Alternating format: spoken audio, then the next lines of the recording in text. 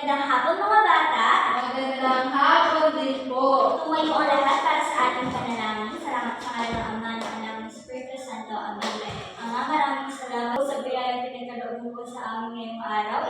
Manibagong pagkakataon upang ipagpatuloy ang mga tungkulin namin. Mga Panginoon, nabigyan mo kami ng lakas ng pangatawad upang matupad ang lahat ng ito. Yung lamang po at maraming salamat. Salamat ng Ama, ng Anak, ng Espiritu Santo. Amen. Okay, mga bata, bago magsiupo, ay ipulot muna ng basura sa ilalim ng inyong upuan.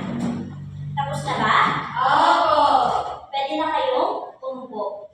Muli, magandang hapon mga bata. Magandang hapon din po. Kamusta naman kayo?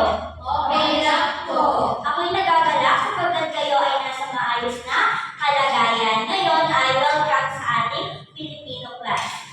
Tingnan muna natin kung sino ang mga liban at hindi liban sa ating klase. Pwede nga ng inyong kaliwa, kanan, likod at harapan. May nawawala ba? Wala po. Ayan, ako'y nagagalak sapagkat lahat kayo ay narito. Dahil porsigido kayong matuto ng bagong aralin. Ngayon naman ay gusto kong malaman ninyo ang mga alin sa loob ng aking klase. So be quiet, dapat kayo ay tahimik lang. Kapag nag-discuss si teacher, dapat kayo ay nakikinig. Ang pangalawa naman ay be attentive. Dapat maging aktibo kayo na makilahok sa ating pangkatang gawain ito sa individual man. At ang kahubihan ay itaas lamang ang kanang kamay kapag nais nyo sumagot kung meron kayong katanungan. Naiintindihan ba? Oo. Yan. Dahil ang pinag-aralan natin kahapon ay tungkol sa pangungusap, meron ako laro para sa inyo. Kailangan ko lamang ng isang participant o isang miyembro ng bawat grupo dito sa unahan. Ito ang group 1, ito ang group 2. Isa lang, mga bata. Ito kayo. Ayan. Bibilang ako ng 5, tapos kukumpletuhin nyo ang hinahanap na letra sa salitang ito. Ayan, handa na ba? 1, 2, 3, 4, 5, go! Ayan, nakita ko na parehas lamang sila. Ang mabilis na natapos. Sige, palakpakan niyo muna mga sarili.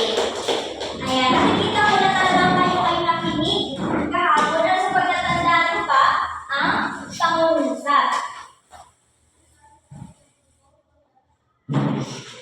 Dahil natatandaan niyo pa ang ating pinag-aralan kahapon, ako ay may isang gawain.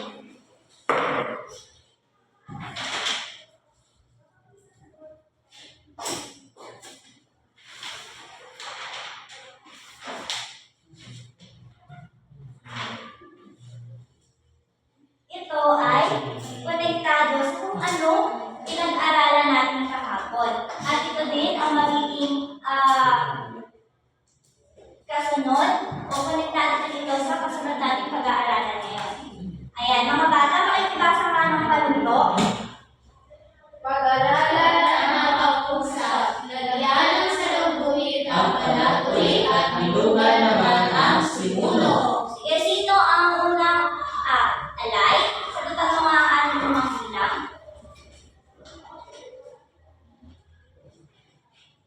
Ang simulo. Ang panatuloy. Magaling. Sa pangalawa, Raymond. Ito po ang Simulo. simulo. Ang panatuloy. Ito ang panagpili. Magaling Raymond. Sa pangatlo, sige nga, Louie.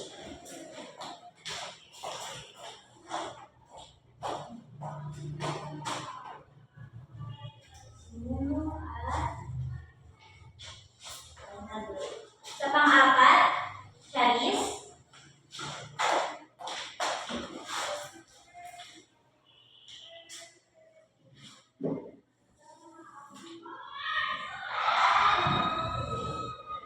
Sa kahulihang bilang, sige nga, Alay.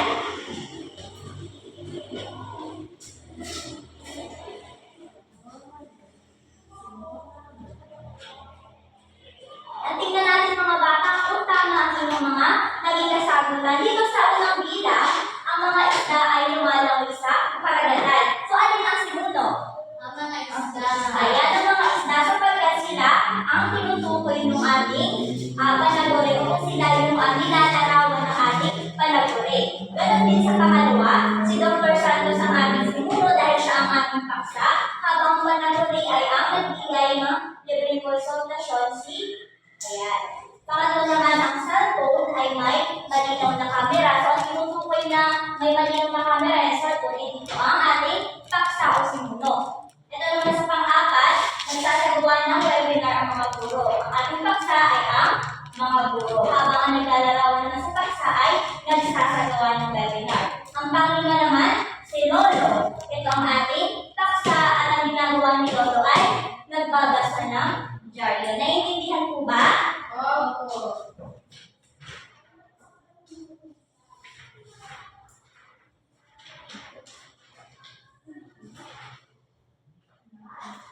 Ayan mga bata, alam ko naman na may idea na kayo kung ano ang tatalakayin natin ngayong araw. Ang tatalakayin natin ngayong araw ay Karaniwang ayos ng pangungusap.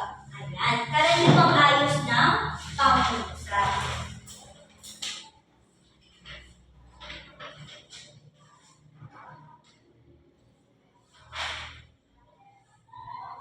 Muli nga muna natin balikan kung ano ibig sabihin ng pangungusap. Pakikibasa nga. Ay Ibon ng mga salitang may buong diwa. Tulad ng pinag-aralan natin kahapon, ang pangungusap ay grupo ng mga salita na nagpapahayag ng kaisipan o idea. Ibig sabihin, meron ditong simuno o paksa at habang meron din ditong panaguri na naglalarawan naman sa paksa. At ito ay nagsisimula sa malaking titik at natatapos sa bantas. Ano nga bang bantas? Ayan, tama. Ang bantas o punctuation ang ginagamit natin mga simbolo sa pag-aayos ng mga salitang nakalagay dun sa ating mga pangungusap. Ngayon naman, idadako tayo sa karaniwang ayos. Pag sinabi daw natin karaniwang ayos, ang panaguri ay nauuna sa simuno. Ito ang halimbawa mga bata. Nag-aaral ng mabuti. Oo nga, tama. Nag-aaral ng mabuti. Alin kaya dito ang simuno? Mabuti. Ayan. Ang panaguri. Nag-aaral. Ayan. Ito daw ang isang halimbawa ng karaniwang ayos sapagkat ang tinutukoy niya ay nasa hulihan.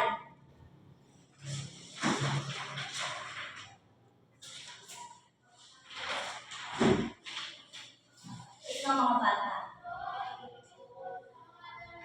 Ay, lilinawin ko lang. Itong pangungusap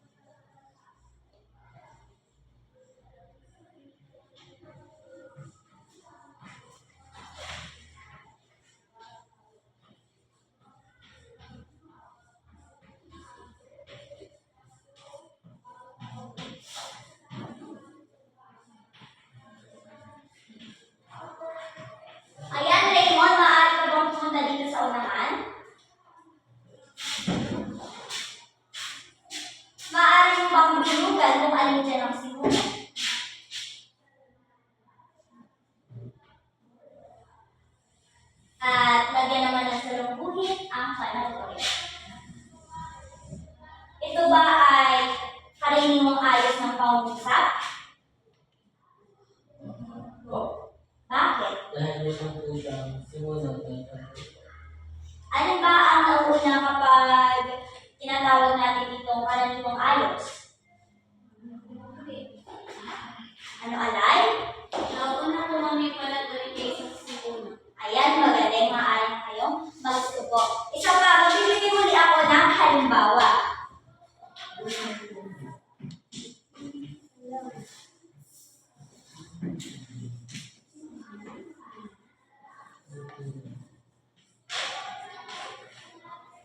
Yan, ito naman. Si Yana ay naglalaba. Ano kaya dito ang simuno? Siya Si Yana, bitugan natin. Ang panaguri ay? Balagala. Sa tingin nyo, ito ba ay karaniwang ayos ng pangungusap? Hindi po. Bakit kaya? Kasi nasa lahat si simunong ay panaguri. Ayan, magaling talagang masasabi natin na natutunan yung ating pinag-aralan ngayong araw. Ayan. Diyan natatapos ang ating talakayan. Kayo ba ay may katanungan? Wala po. Ayan, dahil wala kayong katanungan, ako ang magtatanong sa inyo. Ano nga ulit ang pangungusap? Alay? Nagkabuo po ng mga salita. Hindi po ng mga salita. Bumubuhan na dito. Ayan, magaling. Ang pangungusap daw ay binubuo ng mga salita na may buong diwa. Eh, ano naman kaya pag sinabi natin karaniwang ayos ng pangungusap? Sige nga, Yuri. Alam ko may isasagot si Yuri at talaga siya ay nakikinig ng mabuti. Yung karaniwang ayos ko ng pangusap is may simuno at panaguri. Ayan, magaling.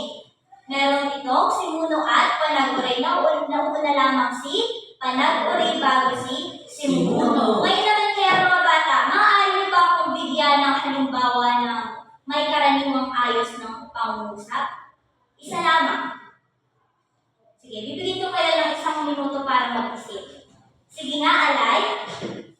May talang instructional material si Sir Jimwell. Ayan, magaling. Ang panaguri ay may dalang instructional material habang ang simuno ay Sir Jimuel. Ayan mga para. May isa pa akong gawain para sa inyo. Ang panuto, gagawa kayo ng isang talata na mayroong karaniwang ayos ng pangungusap. Ayan. Nasa inyo pa ba yung malinis na papel na binigay ko sa inyo kanina?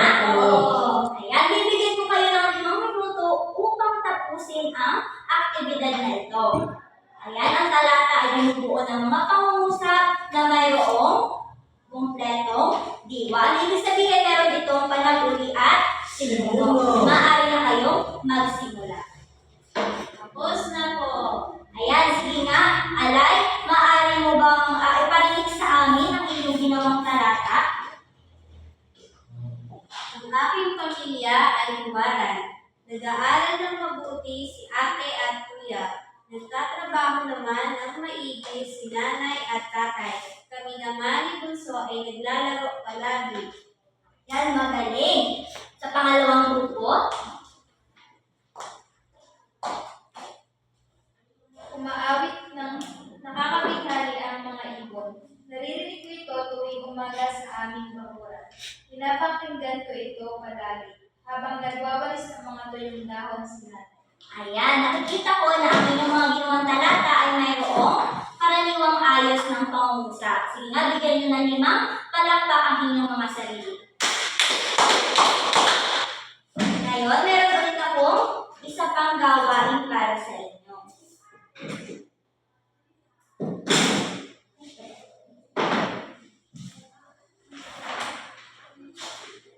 Ayan, meron akong inihandang maikling kwento. Pwede niyo ba munang basahin ito ng sabay-sabay bago ko sabihin kung ano ang kwento? Ang sinigang ng nanay. Nagluto ng sinigang si nanay. Ang kaniyang masarap na sinigang ay pamus. Kamyas at kamatis ang ginamit niyang pamasin. Kangkong, balong at sitaw ang inahok niyang gulay. Nagustuhan niyo ba ang ating maikling kwento? Opo. Ayan, dito sa maikling kwento, gusto ko lamang hanapin niyo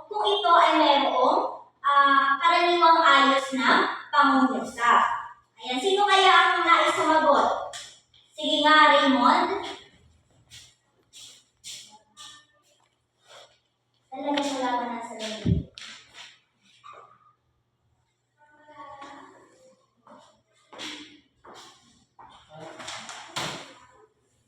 Ayan. May isa pa. Sino kaya? Sige nga, Alay.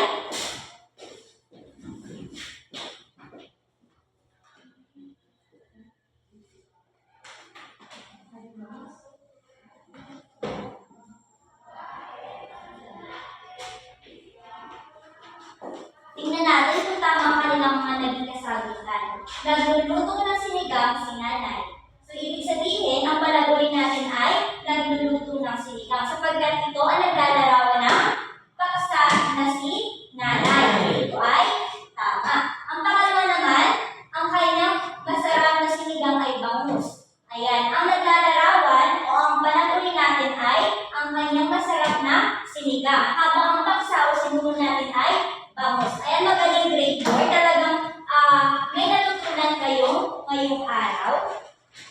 Ayan, makikita rin na nga ng inyong mga kwaderno sa inyong bag. Magsik kayo. Sa ngalan ng Ama, ng Anak, ng Espiritu Santo. Amen.